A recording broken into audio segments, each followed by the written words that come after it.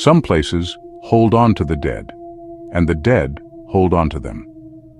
Tonight, I'm going to tell you about Park Street Cemetery, a place where the boundary between our world and theirs has worn dangerously thin.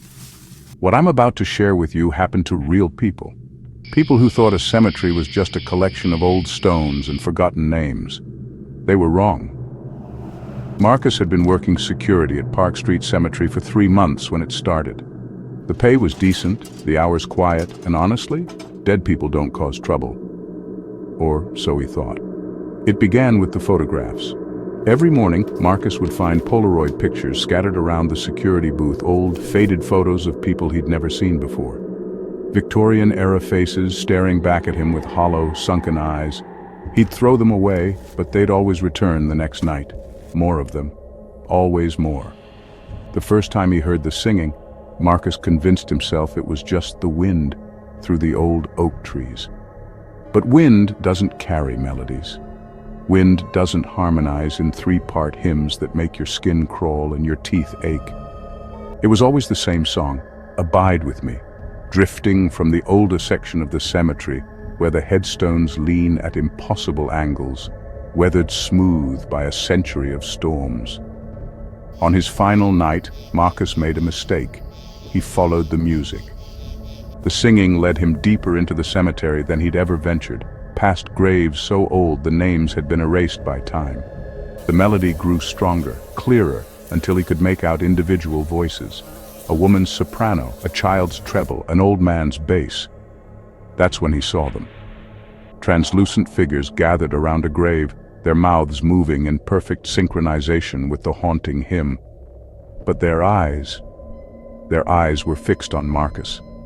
And as he watched in frozen terror, they began to turn toward him, one by one, never stopping their song.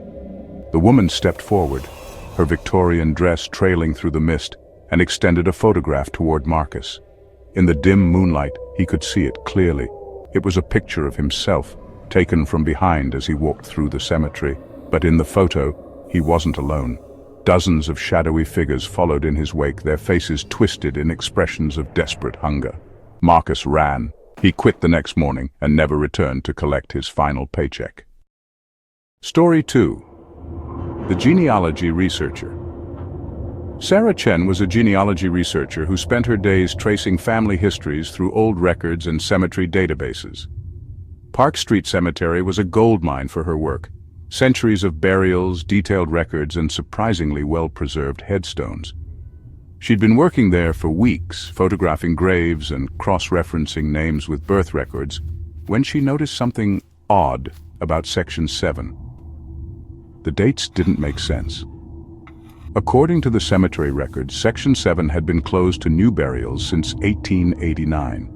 But Sarah kept finding fresh graves, not freshly dug, but fresh. The grass was greener, the headstones cleaner, and the flowers left by visitors never seemed to wilt. Curious, Sarah decided to research the names on these anomalous graves. What she found made her blood run cold. Every single person buried in those fresh graves had died in the past 5 years. But according to official death records, they were all buried in other cemeteries across the city. Different locations, different funeral homes. Yet here they were, in graves that shouldn't exist, in a section that had been closed for over a century. Sarah's research led her to a disturbing pattern. Every person whose name appeared on these impossible graves had one thing in common.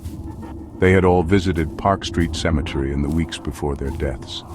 Tour groups, joggers, urban explorers, photographers. All of them had walked through Section 7. All of them had died within 30 days. That night, Sarah dreamed of walking through the cemetery. In her dream, she found herself drawn to Section 7, where a fresh grave waited with her name carved into a pristine white headstone. The date of death was tomorrow. She woke up screaming.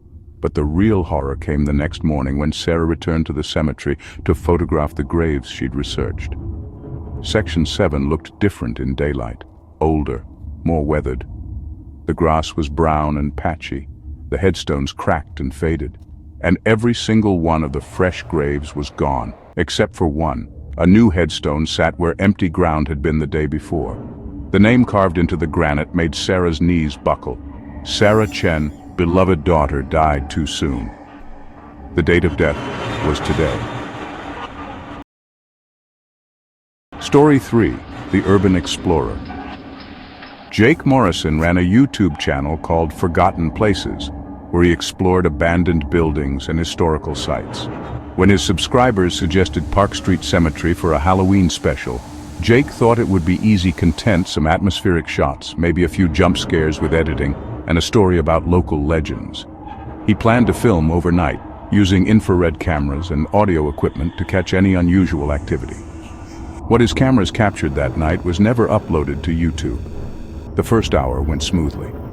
Jake set up his equipment throughout the cemetery, focusing on the oldest sections where the local legends claimed the most activity occurred.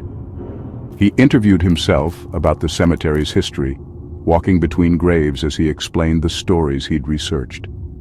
That's when his infrared camera picked up the first anomaly. In the viewfinder, Jake could see heat signatures moving between the graves' human-shaped forms that registered as ice-cold against the warmer background of the October night. At first, he assumed it was equipment malfunction. Infrared cameras show heat, not cold. But as he watched, the cold signatures began to multiply. Dozens of them. Then, hundreds. They moved with purpose, gathering around his position in ever-tightening circles. Through his regular camera, Jake could see nothing but empty cemetery grounds. But the infrared painted a different picture. A picture of being surrounded by an army of the frozen dead. Jake tried to pack up his equipment, but every time he moved toward one of his cameras, the cold signatures would block his path. They seemed to understand his intentions, herding him away from his escape routes and deeper into the cemetery's heart. That's when he heard his own voice. From somewhere in the darkness came the sound of Jake's voice, playing back every word he'd spoken during his filming, but the words were wrong. Rearranged, edited by invisible hands into something else entirely. Help me. Trapped in the cemetery. Can't leave. They won't let me. I'm already dead. I'm already dead. I'm already dead. The playback grew louder, overlapping with itself until Jake's own words became a cacophony of despair echoing from every direction. And through it all, the cold signatures continued to close in. Jake's camera was found the next morning by groundskeepers, still recording. The memory card contained 12 hours of footage, but Jake himself was nowhere to be found. The footage showed Jake setting up his equipment, conducting his interviews, and then nothing. Just empty cemetery grounds, filmed from multiple angles for 11 hours and 37 minutes. But if you listen carefully to the audio during those empty hours, you can hear something that makes investigators turn pale and refuse to discuss the case. You can hear Jake screaming. The truth about Park Street Cemetery. Here's what the local authorities don't want you to know about Park Street Cemetery. In the past 10 years, 17 people have gone missing after visiting the grounds. The official explanation is always the same. They left the area and disappeared elsewhere. Case closed. But the security footage tells a different story. Every single missing person was captured on camera entering the cemetery. None of them were ever filmed leaving. The cemetery has been in continuous operation since 1847 with over 60,000 documented burials. But recent ground-penetrating radar surveys revealed something that defies explanation. The cemetery contains nearly twice as many bodies as official records indicate. Bodies buried in unmarked graves in impossible locations, stacked in layers that shouldn't exist. And many of these unrecorded graves show signs of recent activity. Recent burials in a cemetery where the newest official interment was over 50 years ago. Park Street Cemetery remains open to the public during daylight hours.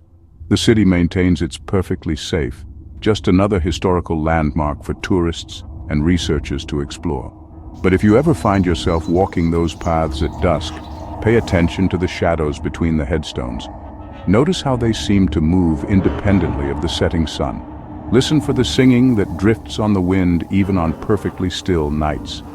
And whatever you do, don't look too closely at the photographs that sometimes appear tucked under the windshield wipers of parked cars. You might recognize the face looking back at you. Remember to like and subscribe if you want to hear more stories that will keep you awake at night. And maybe, just maybe, stay away from old cemeteries after dark.